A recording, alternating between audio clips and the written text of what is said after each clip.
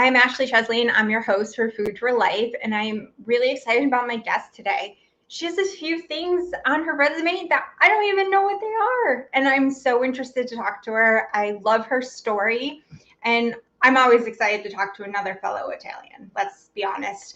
We could talk about food all day long.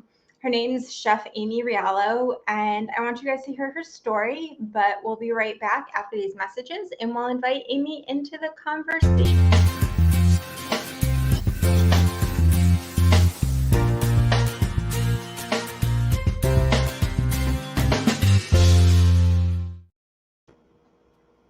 Welcome, Amy. Thank you for joining us today. Thank you for having me. Hi, everyone. Hi. So, Amy, tell us a little bit about yourself. I love guests to tell us a little bit about themselves in their own words, who they are, what they do. Sure. I say that I love to kind of bridge the world of food and history and home all together, because all the food that I talk about has a very rich history. There's also a health component to it, like in your work. And then I try to bring it home for people and make it easy and introduce things to them that they can easily reproduce in their own home. So I write books. I just released my 11th book, which is called Italian Recipes for Dummies. And I just signed a contract for my 12th book.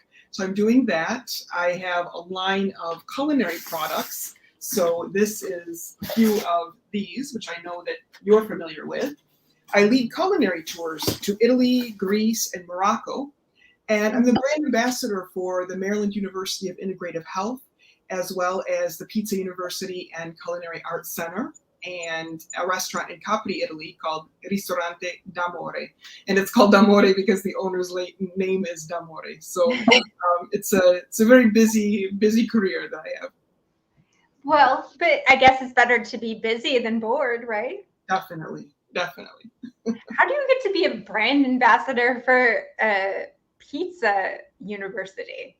So that's a great story that started. I was the MC at an event at the Italian Embassy a few years ago, and it was for a benefit. And I was talking to the people in the restaurant there, and I didn't realize that the catering company who works and who takes care of the Italian Embassy restaurant also had other companies. And one of the other companies that they have is called Marraforni, and they make what are called the Ferrari of pizza ovens. They're these amazing brick, custom pizza ovens that are expensive. You watch Food Network, usually look in the middle of the center of the oven, you can see their name. And because they were making these ovens and helping a lot of people open pizza businesses, they realized that a lot of people in the States didn't have the knowledge, either the technical pizzaiolo skills, or they didn't have the operation of the ovens, or even the operating of a pizza business skills. So they started this school so that they could teach people how to run pizza businesses, restaurants, in terms of like profitability and things. But also we bring the maestri in from Italy to lead these courses so that you could become a certified pizzaiolo or pizzaiola without traveling to Napoli. And it's really, really fun. And so they saw the work that I was doing, and I had I used to teach cooking classes for ages for many different schools, and they knew that, and they said, why don't you come and work with us and be our ambassador? So I was very excited to do that, and I still am. It's a great relationship. Well, who doesn't want to talk about pizza all day? Right, or eat it. The kind of pizza that everyone wants to make in an amazing oven. Pizza is so amazing. You can make it so many different ways, and so many different regions and countries make it so differently. I always find it so interesting. Even here within the United States, that's part of our work, is trying to classify the different pizzas. So Detroit, Chicago, California has their own style. Obviously, New York has their own style. There's many right here in the States people don't realize. And so it's a lot of fun. Oh, I know in the Midwest, they have quite the argument over what style of pizza and how to put the toppings where, and whether the cheese goes first or the sauce. Right. I always find it interesting talking to chefs, and they're like, no, you don't do it this way. And then if you talk to people from Italy, they only have certain ways to make it, and the dough is what makes it different.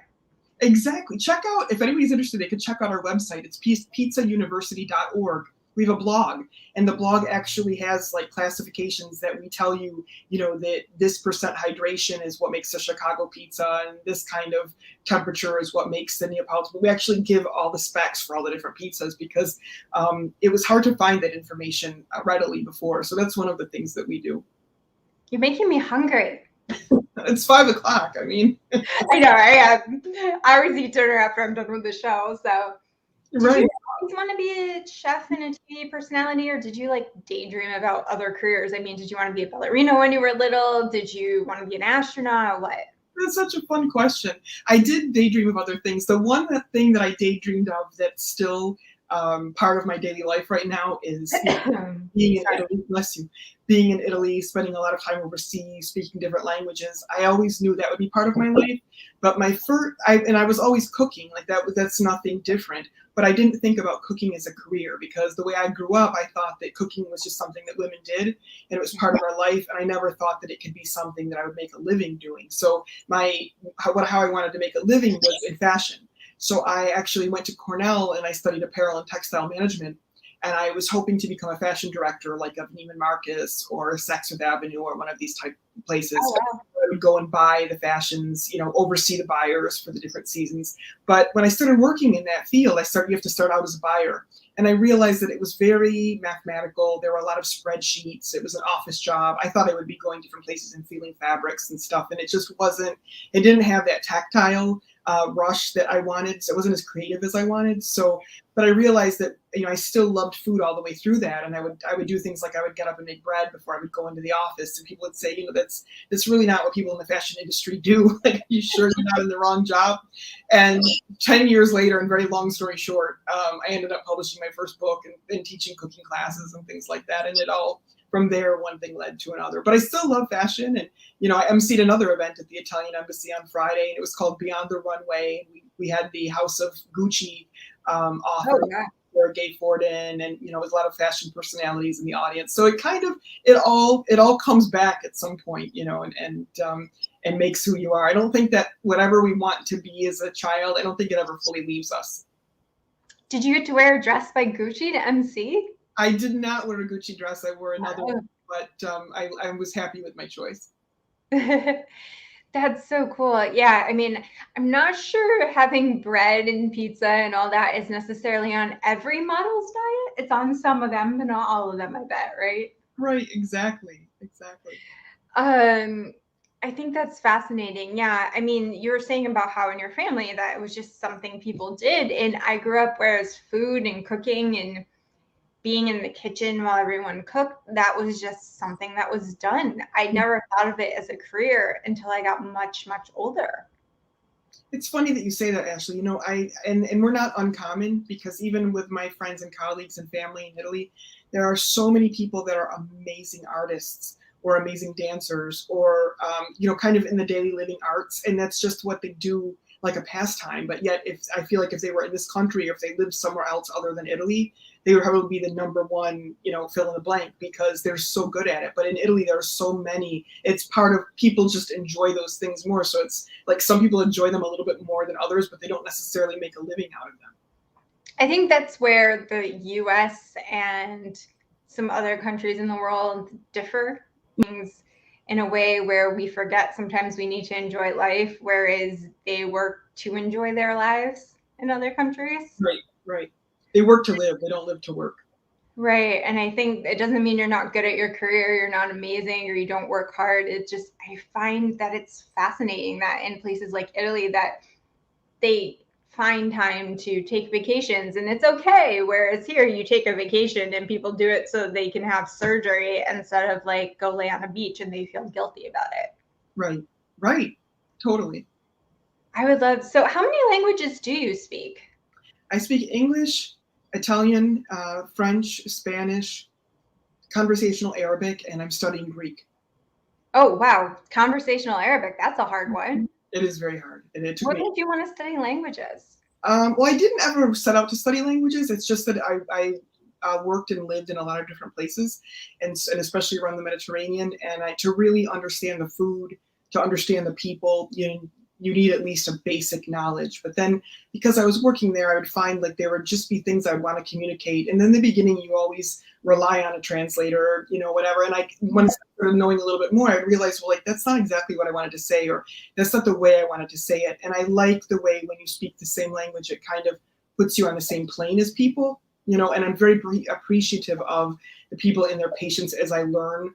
Sometimes I say I speak my own little language because I'm so used to speaking a lot of different languages all in the same day that when I just don't think about it, sometimes I'll say like, 3 Italian words and a couple English words and a Spanish word and like all together. And it takes, not everybody can do that or like keep up, but it's my own little dialect.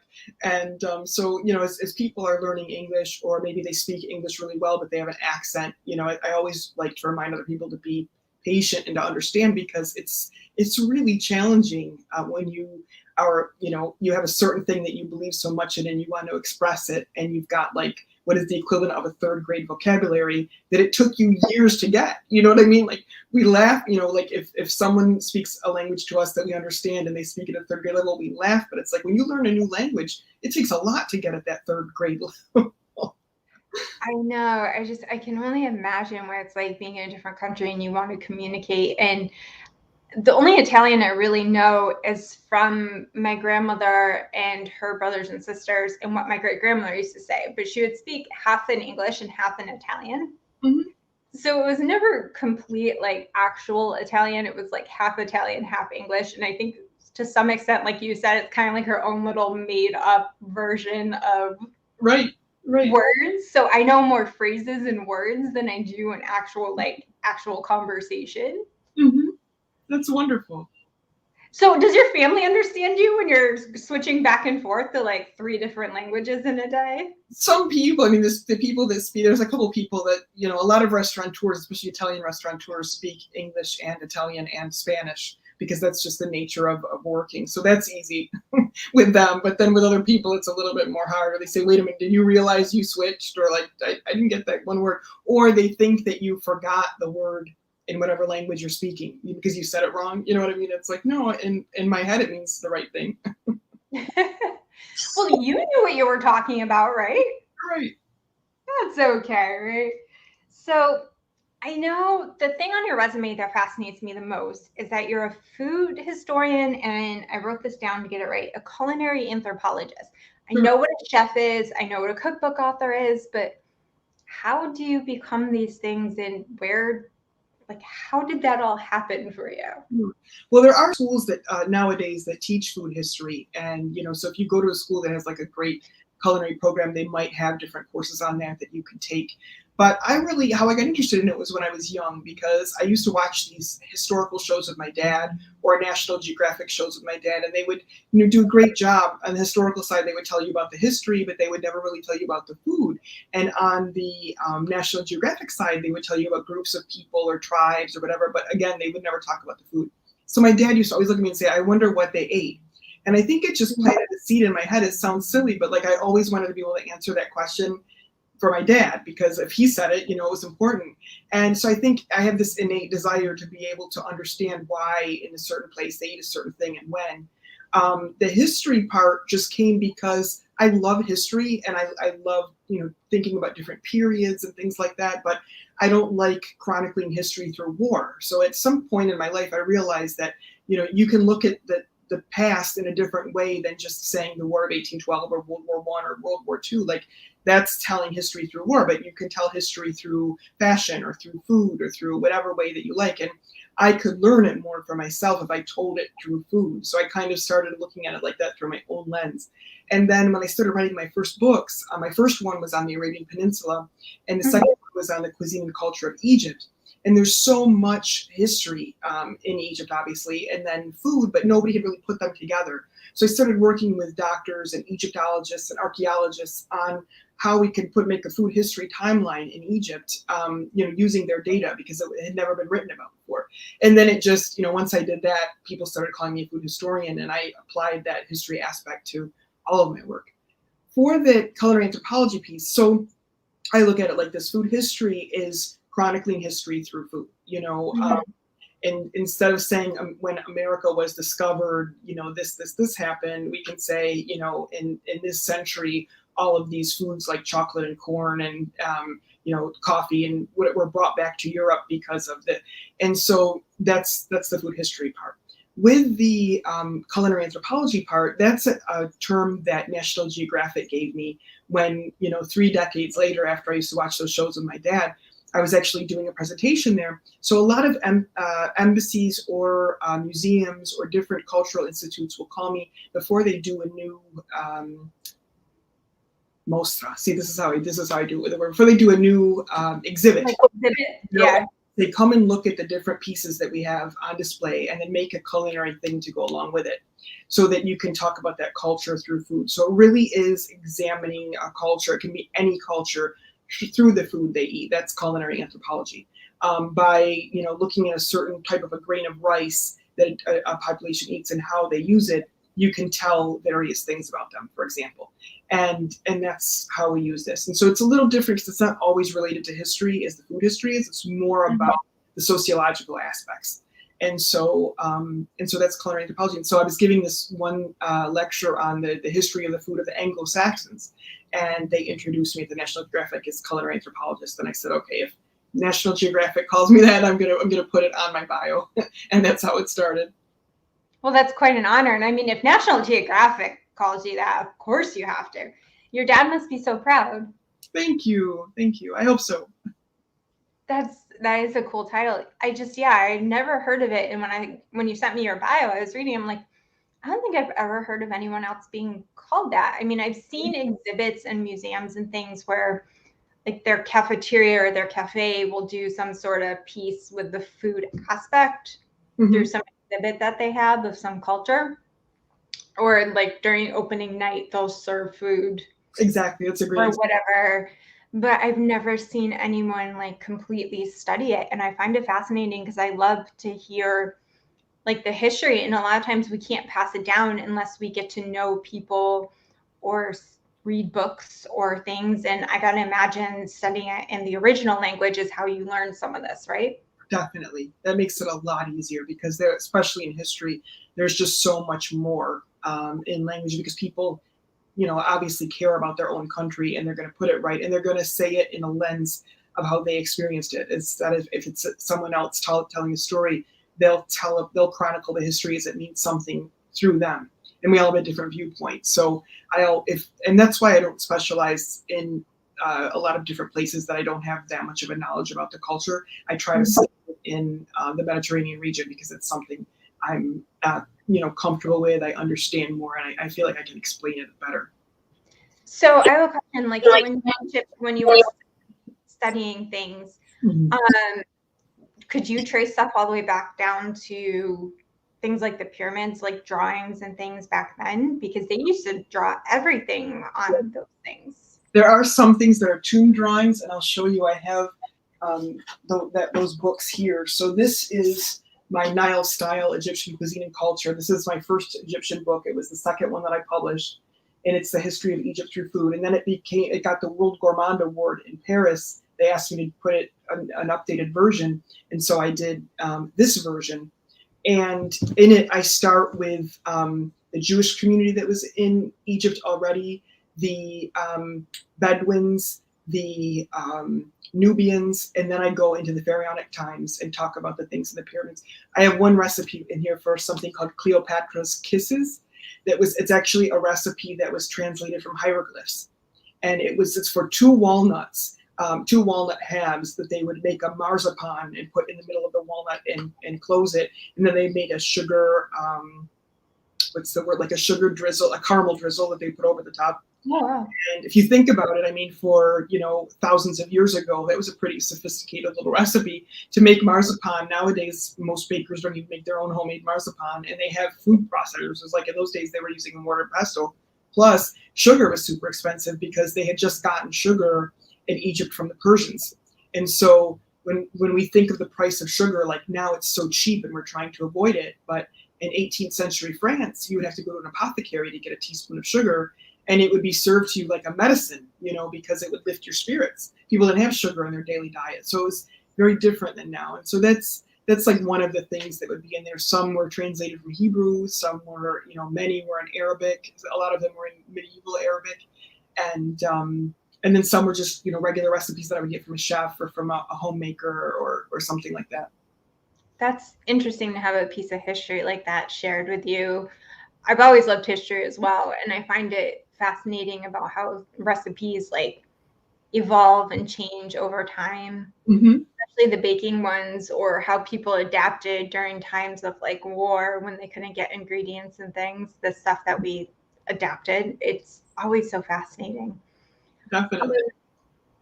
So the food historian, so you have this whole big cultural thing, and you do it from Egypt to Morocco to Italy and Greece, which are all beautiful places to explore and have a very rich history of food. But you've also had some struggles, and this is where I can relate to some of your story, is you were sick for a while and you didn't get to be this fabulous, wonderful chef and personality that you are now. So how did that all come about? Like, how did you realize something was wrong? Did this happen in your travels or? No, actually, you know, and it's good that you brought it up, Ashley. It's something that I don't normally, you know, just talk about unless someone brings it up. But I do think it's useful. You know, sometimes we go through different experiences in life, and I never like to focus on the negative, but I think if once you've transformed them, if they can maybe inspire somebody or give them hope, or even sometimes, you know, myself, because I forget it was a long time ago, I went through that. It's good to know. So you asked me earlier about, you know, what I used to dream of and then how I got here nowadays. And so my illness, I kind of look at it as the bridge between the old career that I had and the old lifestyle that I had, that it wasn't keeping me happy and satisfying me, and then what I'm doing now. And because I got sick, I was diagnosed with stage 3 Lyme disease, which when you get, by the time you're at stage 3, it affects your central nervous system. And so it kind of shuts everything, you know, down that's supposed to be working. And I had about 50 different medical symptoms that were all trying to be treated at the same time. I was legally disabled, and that went on for 3 years as I got treated. And within Lyme disease, stage 4, it usually goes to people's heart, and they have a heart attack and die. And I had people within my group that were being treated that's what happened. So I'm at 3. I'm looking at this as 4. And I had no desire really to live because I was so miserable. I was in so much pain and I had so many symptoms, and I didn't see any hope. You know, I had really lost hope at that point. And so I'm very grateful to be here now. But for that time period, I had to become what I call a full-time patient, a professional patient. And I did every single thing that I could to get better, whether it was, you know, I watched your program before, and I know you have some different types of energy healers and Reiki and things like that.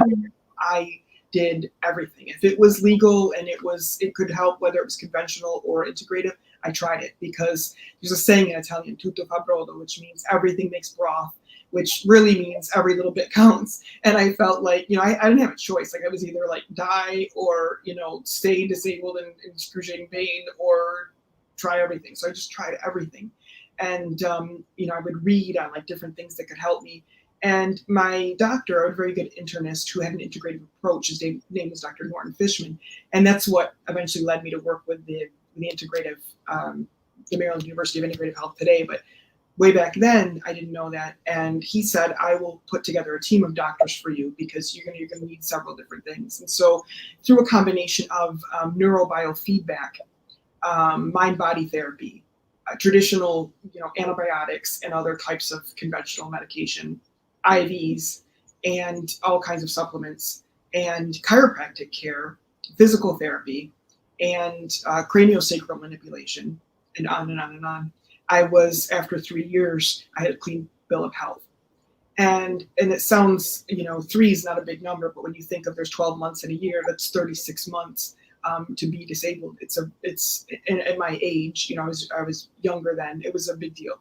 And so I promised myself what happened in my path was about halfway into the illness, in my mind-body therapy, my therapist then said, you know, you have to stop thinking about your illness. Just don't use the term anymore of the dis-ease. Stop using that term from your vocabulary. Fill out your insurance forms when you have to and go to your doctors. But in your mind, you have to make a movie like you are well and you're doing all the things that you want to do. So I like that. Yeah, it was really nice. And it's still something I do every day, no matter what it is. I try, you know, we're all human. We all have our mistakes, but I really try.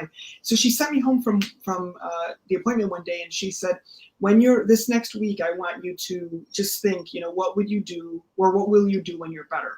And I was so mad at her, because I was like, how can you not see my I can't even hold my head up. Like, how could you say that to me?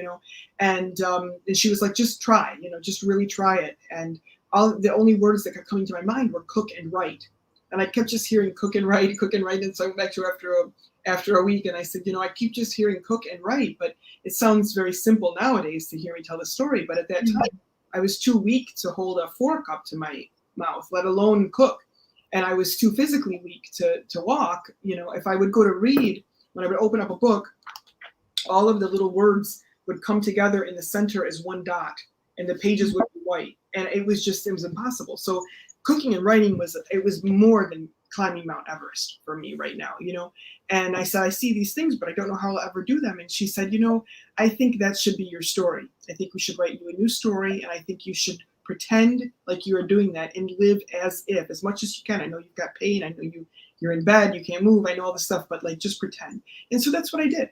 For the next year and a half, I made this little movie in my head, and I just kept playing it over and over again, that I was writing these books and I was doing things and so then I got, in another year and a half, I had a clean bill of health. I was able to move. I didn't have the pain. My body looked great, healthy. I could do what I wanted, but now I had to make a living. And so I was like, okay, I know what I want to do. I know where I'm at in my head, but like in my real life, I'm not there yet. You know what I mean? And I don't want to go back into the spreadsheet buying world. Maybe they don't even want me there anymore anyway. I don't know how to break into the writing world. And it was just a bit long thing. So I found a mentor, and I just kept doing my little visualizations and affirmations and thinking positively. And it, long story short, it all came together, and I healed. I really truly believe, after being, I guess, diagnosed basically my whole adult life, I've been living with a chronic illness, and I really truly believe there is a method to alternative therapies and traditional treatment. Mm-hmm. And I believe everyone can benefit for some time with some sort of therapist of some sort or anything. If you can't see a therapist and they don't do anything for you, then God bless that person. But I think everyone can benefit from some sort of mental health counseling. Mm-hmm. All types. There's all types. Yeah, there's all kinds of different things. That's how come why I have different people on the show, because sometimes to be healed, you need, some people like the traditional, some people don't. Mm-hmm. And if you're someone like me or like you that saw so many doctors, after a while, you don't want to do that, right? Right. Exactly. And now tell us again, how many cookbooks do you have? So I have 11 books. A couple of them are not cookbooks. Like I have one, this is my new one, but I have one that actually teaches you how to write a book. So I have several different ones. This is my very first one that I actually started writing when I was in bed, Arabian Delights. This is the one that teaches you how to write your own cookbook. It's called Creating a Cookbook. Number 10 that I did right before this Italian one is called Mediterranean Lifestyle for Dummies. And this is much more about lifestyle. It's got about 30 recipes in it, but it's more about lifestyle. And then I wrote the Ultimate Mediterranean Diet Cookbook. This one in 2021, Women's Health magazine named it one of the best med diet books. I have the Italian Diabetes Cookbook that I did with the American Diabetes Association. I have this quick diabetic recipes that I edited.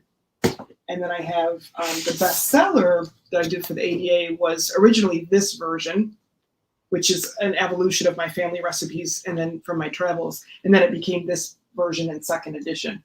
And so pretty.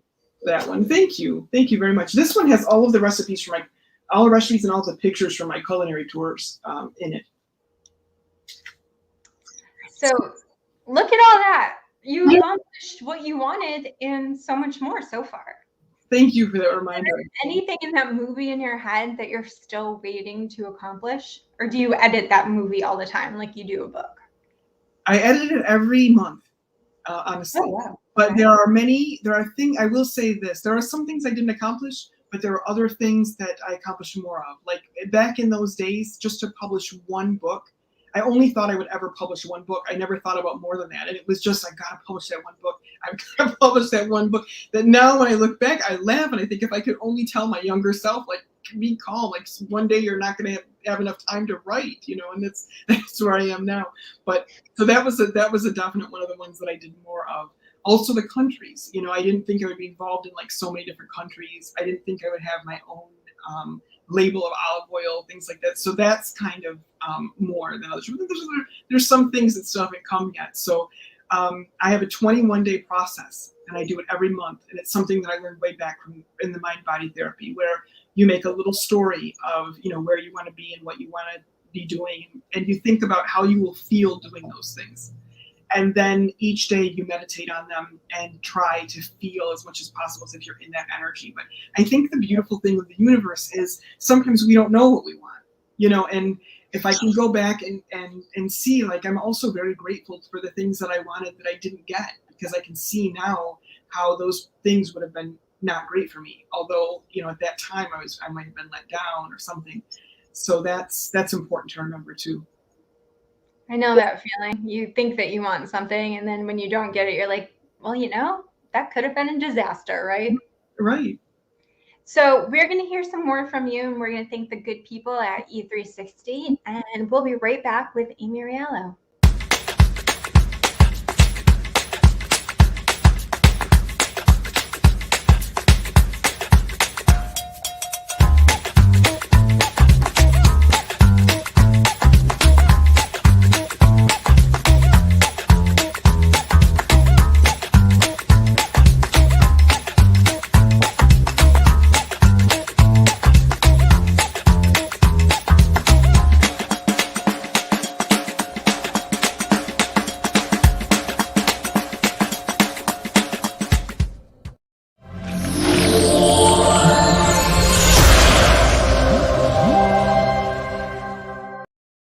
And we are back with Chef Amy Riolo. I'm sorry, I messed up your last name there. Forgive me.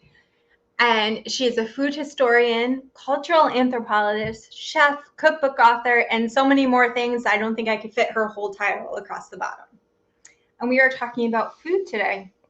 Now, we had talked about some things, about all the things you've accomplished, the things you've been through.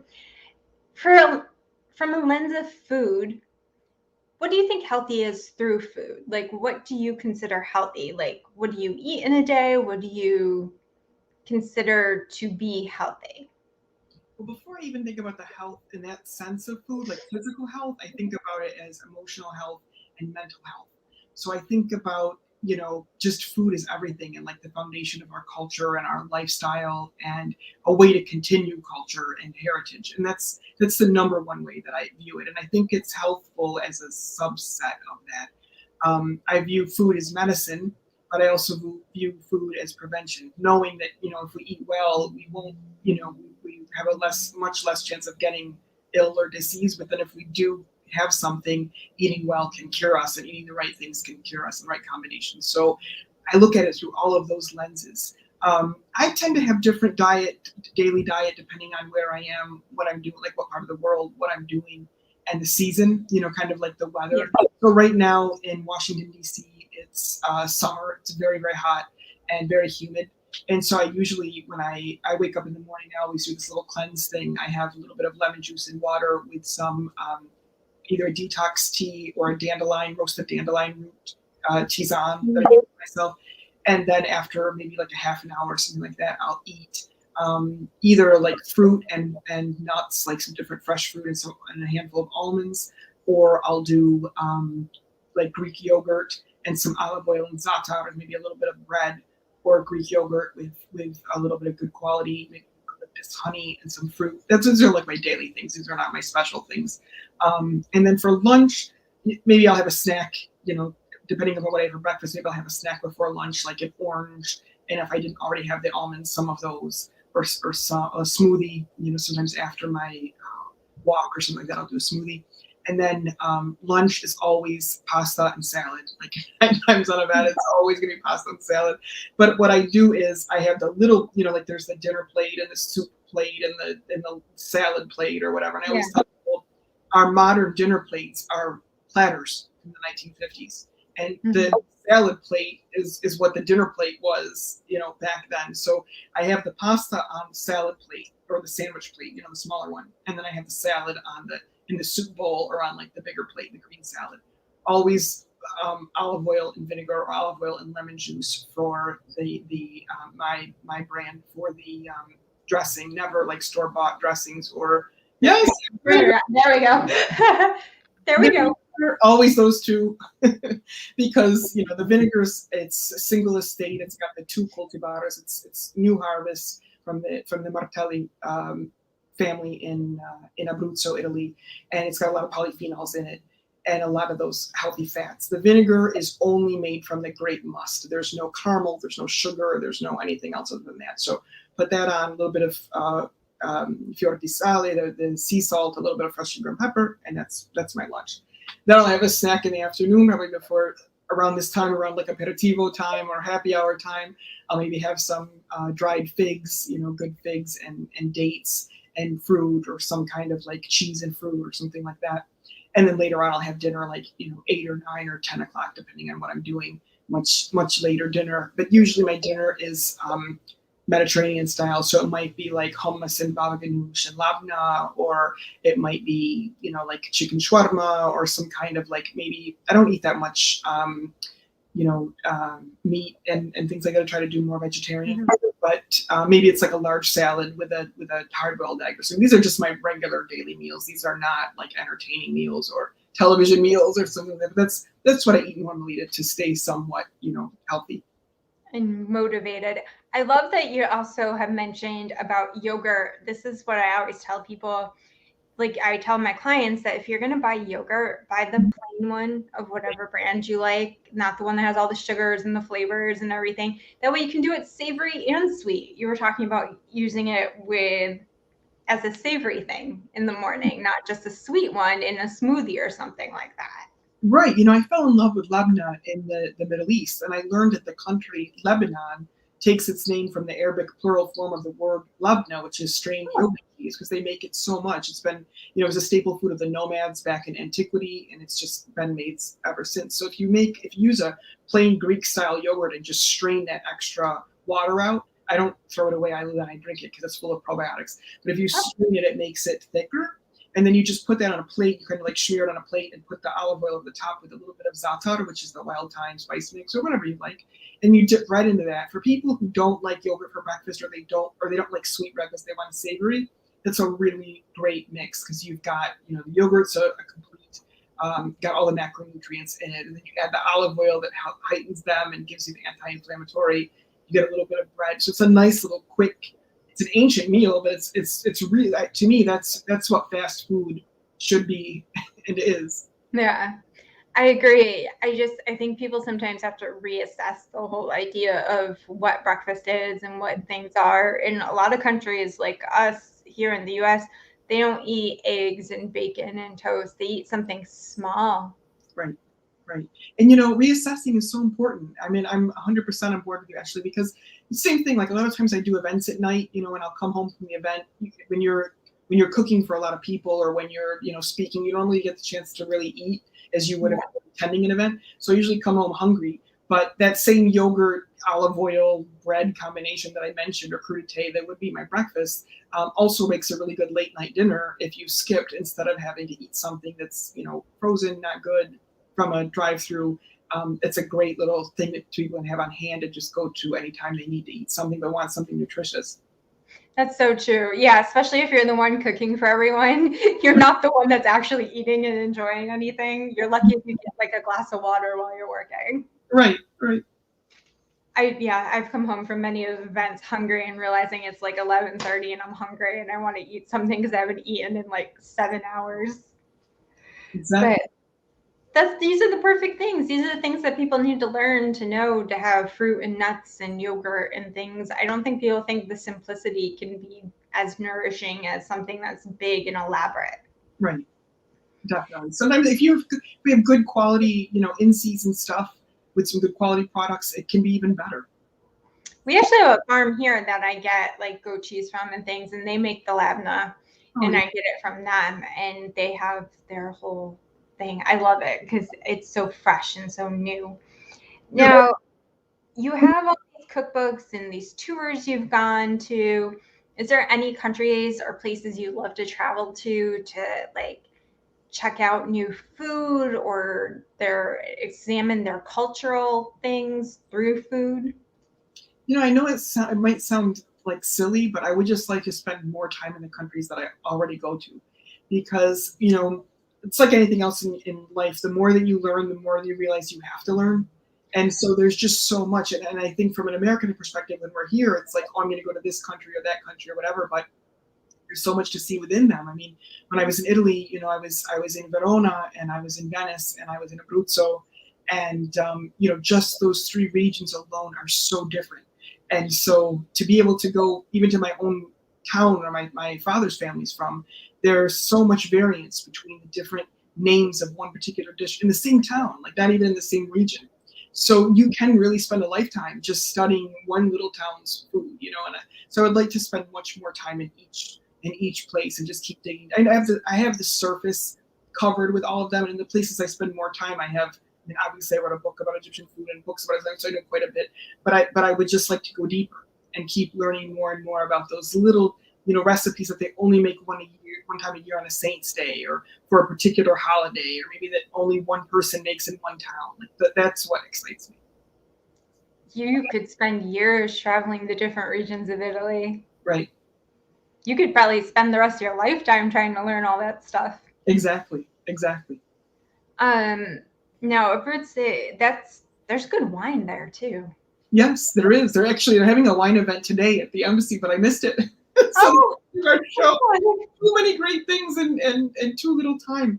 Abruzzo has wonderful wine, and my olive oil producer also makes wine. So they have one of their white wines is called pecorino, like the cheese, and also because it comes from the name of sheep, because they say that those white grapes used to grow really low, and so the sheep would eat them.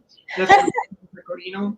They also have a Cerasuolo, which is a wonderful rosé. When we take the tours over there, a lot of the Americans really like that wine Cerasuolo from Abruzzo.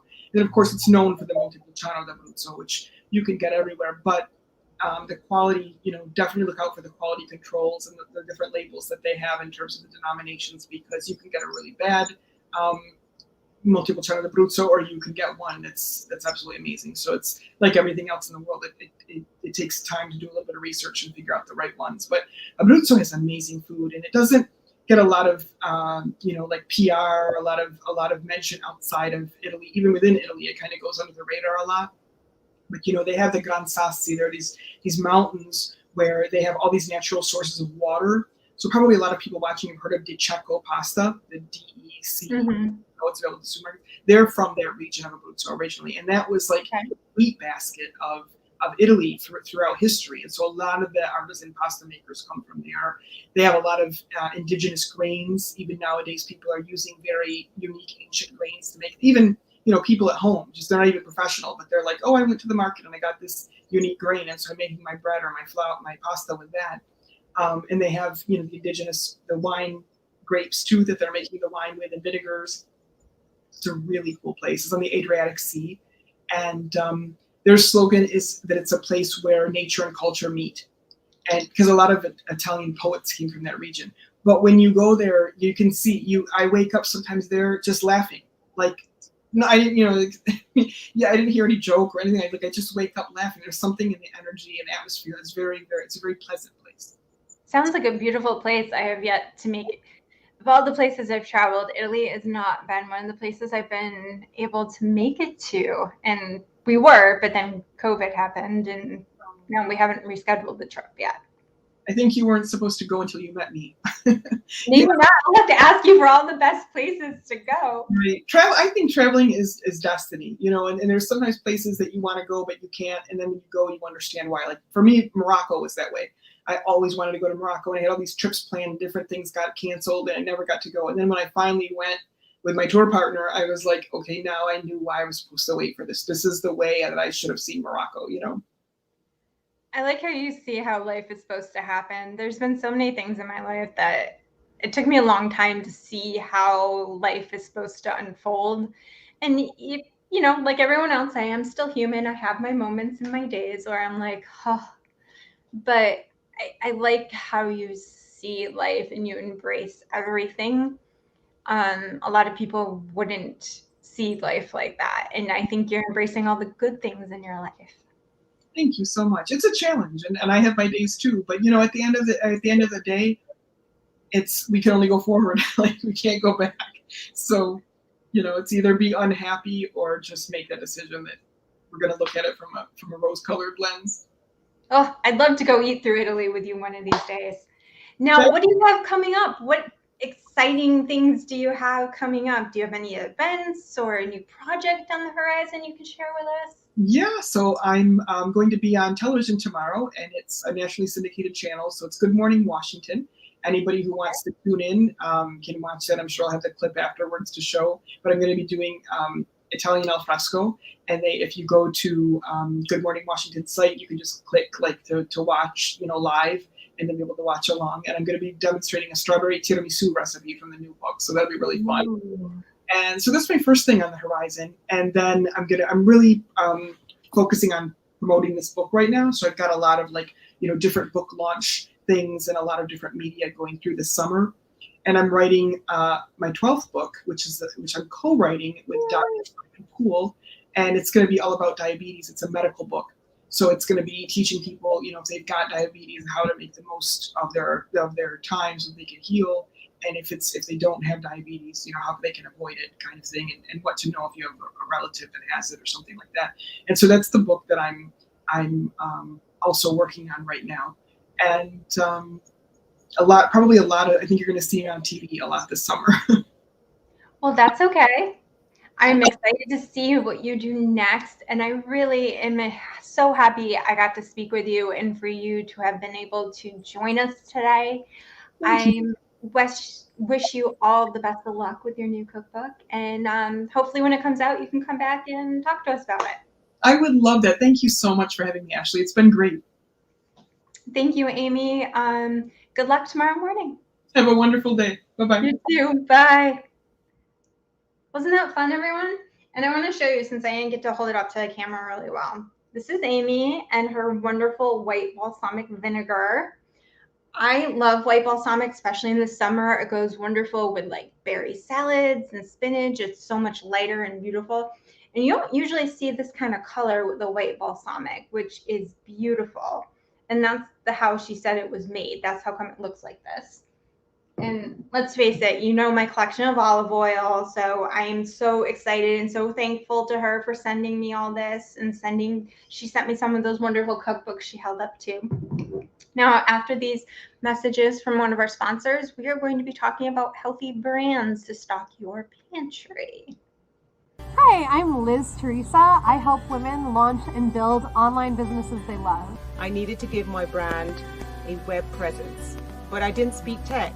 Enter Liz Teresa. With lightning speed, she got the essence of my brand. Her guidance notes, her tips were practical and concrete. She's the #1 person in my life. I'm so happy she came to me. So thank you, Liz Teresa. I am so excited to keep working with you.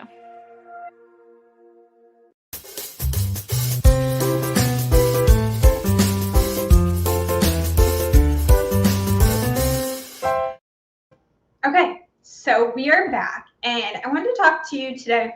Normally, I know at this point in the show, I always cook something and we share a recipe, and that was my plan, but my stove and oven actually went on Monday, so I won't be able to cook this week, but I wanted to show you guys some brands because I get messages and emails all the time about some of my favorite brands and how do I stock my pantry and what do I eat and bake with, so I wanted to show you. I have, obviously we showed Amy's olive oil and vinegar. So go to her website. We'll look and check all those out. Okay. Now, most of you guys know that I'm a vegetarian and that I'm gluten-free. And so one of my favorite pasta brands right now is Jovial. I like them for the brown rice pasta. They also have a mix of some different vegetable ones they have together. There's also the Banza, which is the chickpea pasta. That one's also really good as well, especially in the summer now that we're making pasta salads and things like that. For snacks, I do like, if I'm going to put together things like a dessert like platter, or if I want just a quick little snack, they make wonderful crackers and snacks and things. This is Simple Mills. These are my new favorite things. I love graham crackers because they remind me of my great grandmother giving us animal crackers as a kid. And these are super good. They're actually made with a seed and nut flour called watermelon, cashew, and sunflower and flax, which I didn't know watermelon flour was a thing until I tried these, and they are so good. I love them. My favorite chocolate in the world. You guys know that I bake with their chocolate chips, but these are the Hue Kitchen Gems. And I love them to put into trail mix or cookies or just to snack on if you want a little bit of chocolate. They're made with no refined sugars, cane sugar, flavors, dairy, sugar, alcohol, stevia, soy lecithin, sunflower lecithin, any of it. It's made with like 3 ingredients. That's it. For oats, everyone asks me what kind of almond or cashew milk I like. These are my favorite people in the whole wide world. Elmhurst. I use them for my smoothies. I bake with them. And when you are buying a nut milk or an alternative milk of any sort, the ingredients you want to see: filtered water and cashews. That's all it says on there. You don't want any additives, no fillers, nothing. So we have that. And as far as my baking goes, I love Thrive Market. I get stuff from them all the time. So I have some dried cranberries and their raw cashews. I also have raw almonds and pumpkin seeds from them that are sprouted. And I get their organic coconut sugar for baking. I have my gluten-free all ingredients. This is the Farmers You Know, and they make some wonderful sprouted oats that I love. I do the Bob's bread mill 1-to-1. I like that for all-purpose flour. It bakes really well and it's really good. I got from Thrive, their own brand. All their organic stuff is really great. This is their superfine almond flour. So basically I stock my pantry a lot from Thrive Market or the grocery store, or I find online works really well because it also saves us money. And Thrive Market, if you buy their brand, it's like buying a store brand, but it's all from really amazingly sourced places. So you're definitely saving money and you're stocking your pantry with really wonderful ingredients. And I think that's about it. So if you guys have any questions about my ways of stocking the pantry, where I get stuff, where I buy it, any of these brands, just DM me a message and I'll get it right to you and I'll let you guys know where I get the stuff. Also, I want to thank Amy Riolo for joining us today. It was so much fun to hear about all the cool places she's traveled and what a food historian is. Next week, I have someone really special joining us. His name is Seth Stutman. If it weren't for Seth, there's a special story and all that. You guys may not have been here talking to me today. Now, I want you guys to have a really good Wednesday. It's hump day. Hopefully you're enjoying good weather and it's not super hot wherever you are. Now, let's go and have a good week, and I will see you next week. Thank you, everyone.